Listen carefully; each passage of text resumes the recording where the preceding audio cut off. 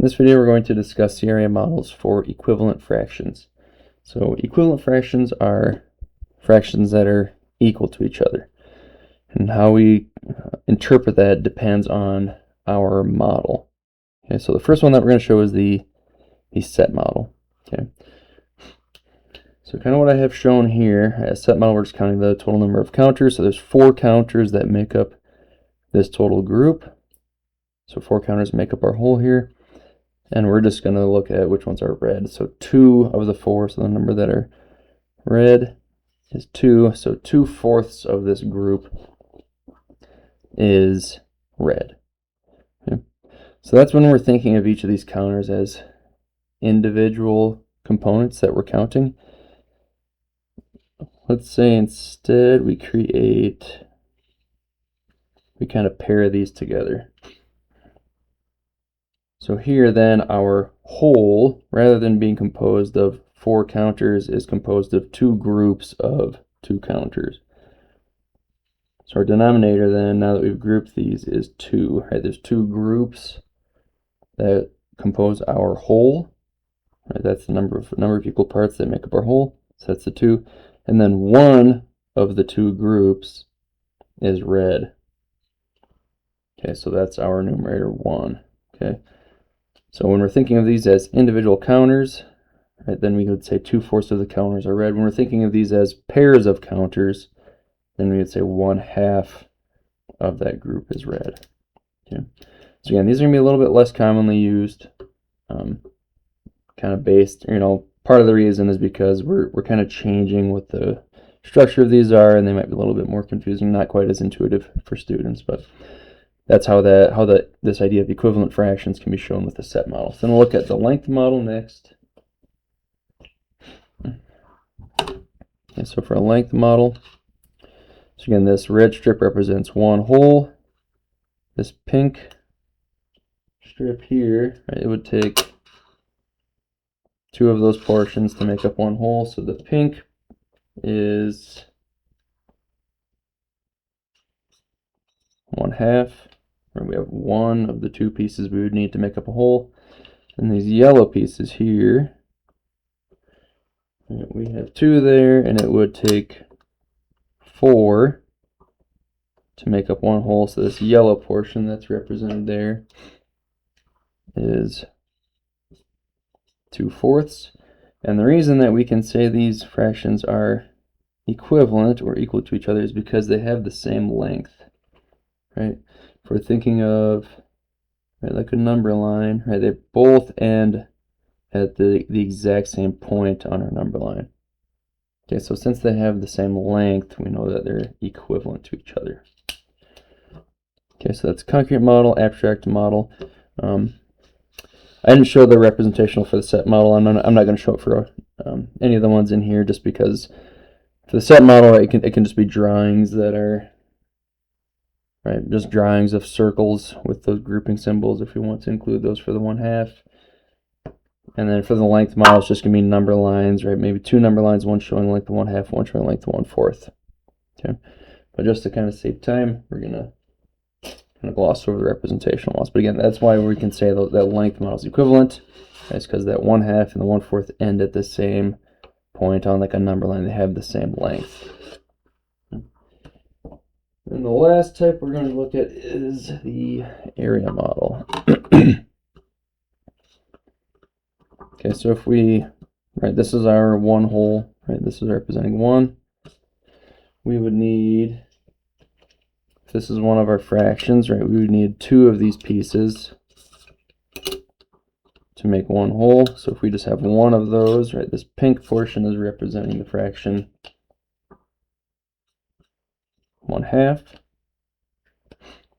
And then our yellow model here, right, we would need 4, right, there's 4 pieces, 4 equal sized parts, so we would need 4 of those to make up our whole. If we just have 2 of those, right, we just have 2 of those equal parts, right, we would need 4 to make up the whole. We have 2, so we have 2/4 of a circle. And in this case, the reason that we would say these are equivalent is because they take up the same area. Right? If we were to stack these, right, there's not any gaps or overlaps here. Right? There's not like an extra portion of the pink sticking out, or there's not an overlap of the yellow that's kind of crossing over.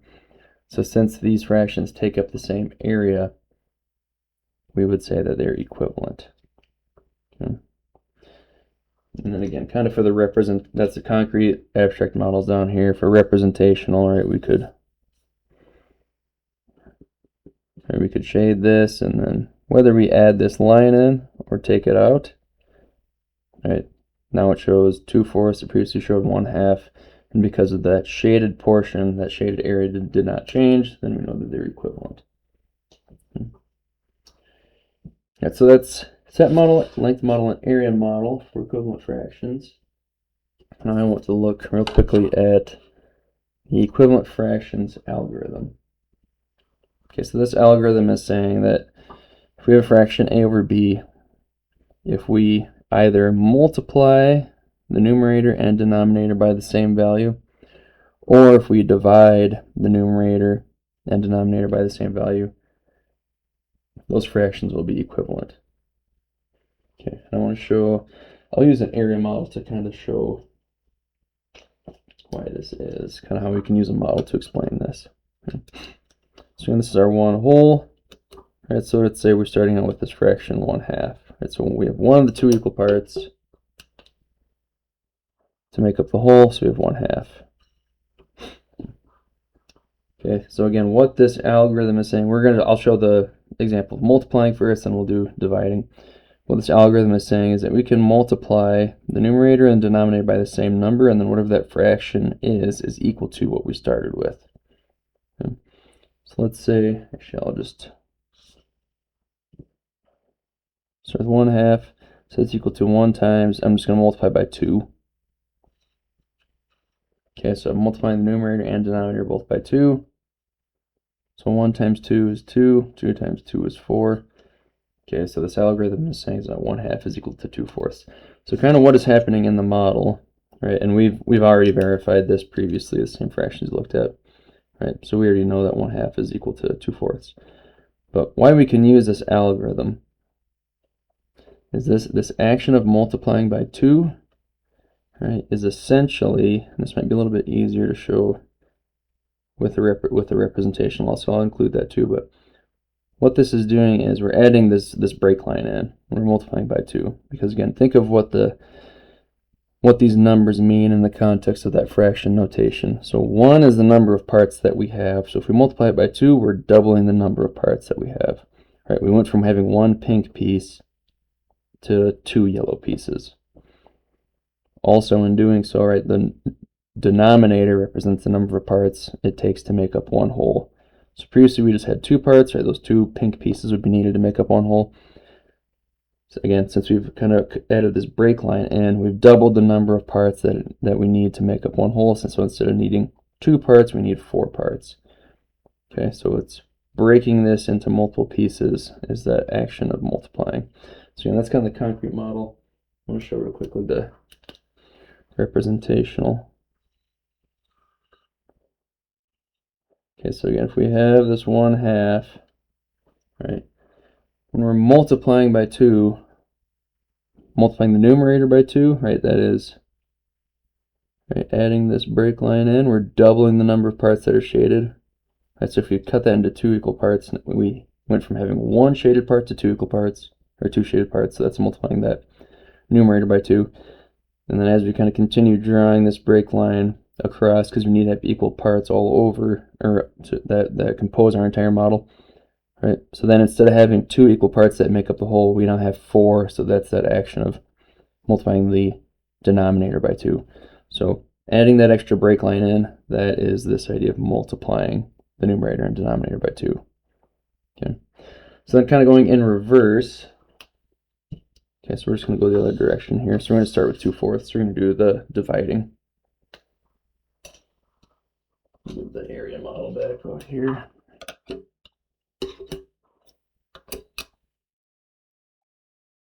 I'm going to space these out just so we can see. Okay, so we have 2/4.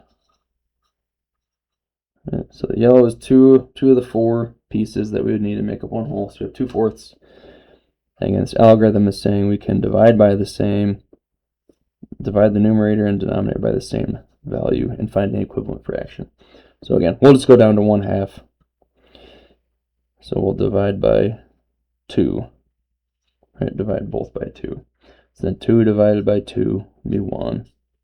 4 divided by 2 is going to be 2, obviously. Okay. So then how this is conceptualized then is this action of dividing the numerator and denominator by 2 is kind of think of erasing this break line or grouping objects together. So instead of keeping these 2 parts as separate and then the other 2 equal parts that we would need to make up our whole, we're just going to we're going to pair those together. Okay, so again, when we're dividing, we're kind of creating groups with the size of 2 equal parts. So we're taking those 2 equal parts and putting them into one group. Same with these pieces that are not shown here. Okay, so then we went from having two parts that are stacked on top of that whole to 1, right? We went from 2 yellow parts to 1 pink part. So that's why that's the numerator, that 2 divided by 2. And then again, we went from needing 4 equal parts to make up our whole. Since we've kind of grouped those together, right, we've halved or reduced the number of equal parts that we need to make up our whole. So now we just need 2 equal parts to make up our whole. So that's why we have 2 there. So again, in the representational model, if we start with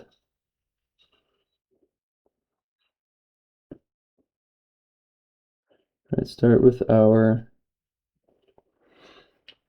2/4, right? If we wanted to divide both by 2, right, numerator and denominator, right, instead of having 4 equal parts that make up the whole, right, we're going to group those together into groups of 2. Right, so these 2 will be paired together, and then the 2 shaded ones will be paired together. Okay, so in taking that line away, right, we now have, instead of 4 equal parts that make up the whole, we just have the 2, so that's the 4 divided by 2. Also, in taking that line away, instead of having 2 shaded parts, we just have 1 shaded part, so that's that numerator, that 2 divided by 2. Okay, so this equivalent fractions algorithm, right, we can conceptualize this by, if we're multiplying, we're basically adding in those break lines or making those equal parts smaller and smaller. If we're dividing, we're taking away those break lines or making our equal parts larger and larger.